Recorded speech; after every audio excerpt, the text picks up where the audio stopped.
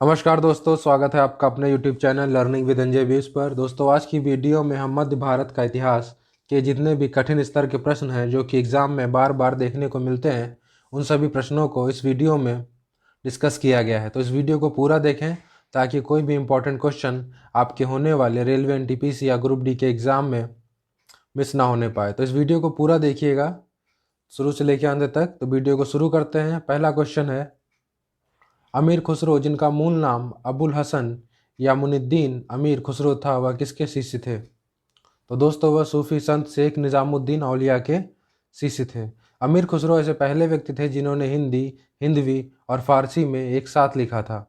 उन्हें खड़ी बोली के आविष्कार का श्रेय भी दिया जाता है। नेक्स्ट क्वेश्चन है, सल्तनत काल के किस शासक द्वारा सेना को नगद वेतन देने तथा घोड़े को दागने की व्यवस्था शुरू की गई थी? तो ये शुरू की गई थी अलाउद्दीन खिलजी के द्वारा। अलाउद्दीन खिलजी अपने चाचा की हत्या करके राजगद्दी पर बैठा था। उनके चाचा का नाम था जलालुद्दीन।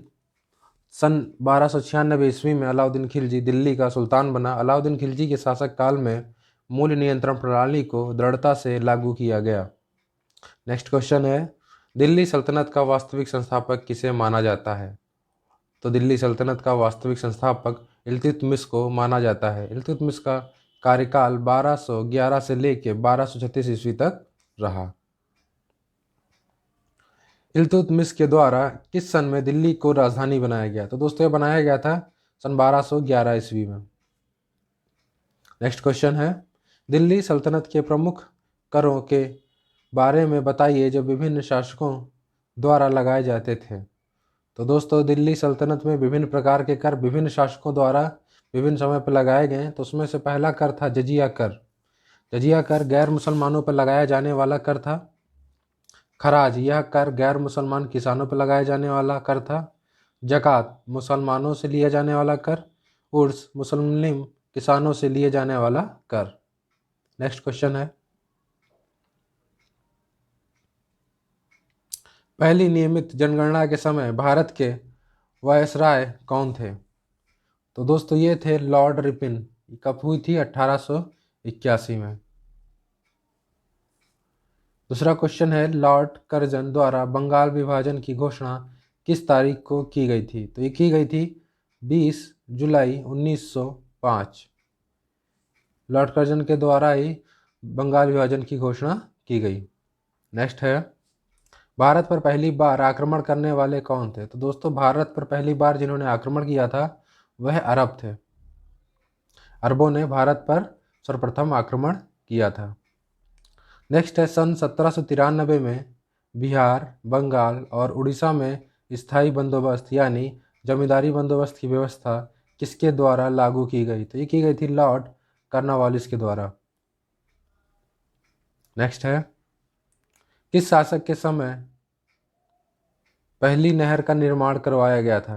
तो दोस्तों, पहली नहर का निर्माण गयासुद्दीन तुगलक के शासनकाल में किया गया था।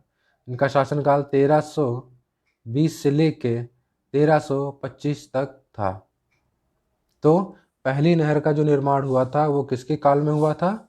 वो हुआ था गयासुद्दीन तुगलक के काल में। आगरा शहर का निर्माण तथा आगरा को अपनी राजधानी किस शासक ने बनवाई? तो वो थे सिकंदर लोधी। सन था 1504। नेक्स्ट क्वेश्चन पे चलते हैं, मौर्य साम्राज्य के समय जो मुद्रा प्रचलन में थी उसका नाम क्या था? तो मौर्य साम्राज्य के समय जो मुद्रा प्रचलन में थी उसका नाम पर्ण था। क्या था? पर्ण।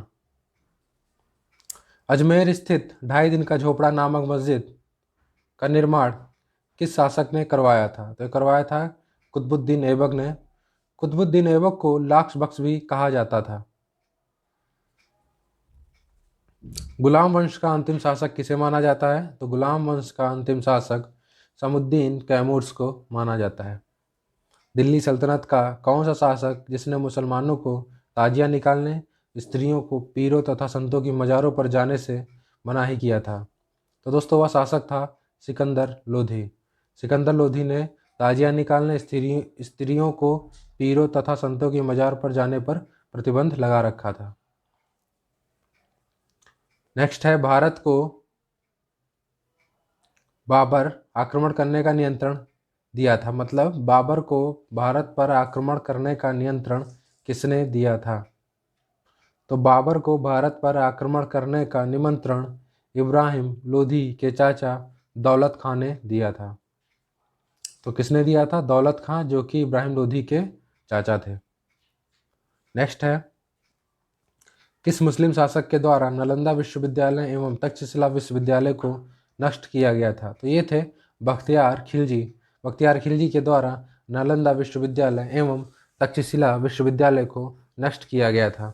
ये दोस्तों क्वेश्चन एग्जाम में कई बार देखने को मिला है, तो इसको ध्यान रखिएगा कि नालंदा विश्वविद्यालय एवं तक्षशिला विश्वविद्यालय को किसने नष्ट किया था? तो ये किया था बख्तियार खिलजी ने। नेक्स्ट है, सर्वाधिक नहरों का निर्माण किसके शासन काल में हुआ?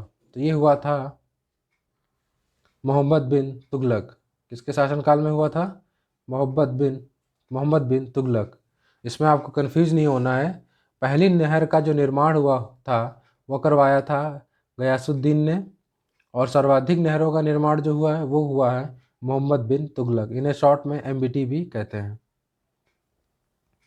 नेक्स्ट है, दिल्ली सल्तनत का एकमात्र शासक जो युद्ध के मैदान में मारा गया? तो दोस्तों ये थे इब्राहिम लोधी। इब्राहिम लोधी दिल्ली सल्तनत का एकमात्र ऐसा राजा था जो युद्ध के मैदान में मारा गया। तुगलक वंश का सबसे पढ़ा लिखा एवं शिक्षित शासक कौन था? तो वो था मोहम्मद बिन तुगलक। कौन था? मोहम्मद बिन तुगलक। तुगलक वंश के किस शासक के पास सर्वाधिक गुलाम या दास थे? तो ये थे फिरोज तुगलक। किसके पास? फिरोज तुगलक। दिल्ली सल्तनत के किस शासक के समय बाजार प्रणाली सर्वश्रेष्ठ थी? तो वो थी अलाउद्दीन खिलजी के समय।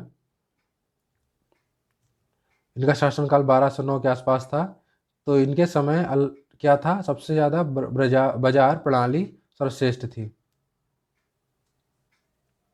दिल्ली सल्तनत काल में चालीसा का दल अकाता प्रथा किसने शुरू की थी? ये शुरू की थी इल्तुतमिश। किसने? इल्तुतमिश। इनका शासनकाल माना जाता है 1211 से लेके 1236 के बीच में। दिल्ली सल्तनत काल में चालीसा का दल प्रथा किसने खत्म किया? तो ये खत्म किया था बलबन। बलबन का शासनकाल 1265 से लेके 1287 ईस्वी तक रहा। बलबन के द्वारा ही गुप्तचर व्यवस्था शुरू की गई थी। दिल्ली सल्तनत के किस शासक ने स्थायी सेना का प्रचलन शुरू किया? तो ये शुरू किया अलाउद्दीन खिलजी ने। दिल्ली सल्तनत के किस शासक को पागल आदमी भी कहा जाता था? तो कहा जाता था मोहम्मद बिन तुगलक को। तो दोस्तों यह इंपॉर्टेंट क्वेश्चन की सीरीज थी। उम्मीद है आपको ये वीडियो पसंद आया होगा। इसी प्रकार के और इम्पॉर्टेंट क्वेश्चनों के लिए हमारे चैनल को सब्सक्राइब करना ना भूलें तथा इस वीडियो को ज़्यादा से ज़्यादा शेयर तथा लाइक करें। धन्यवाद।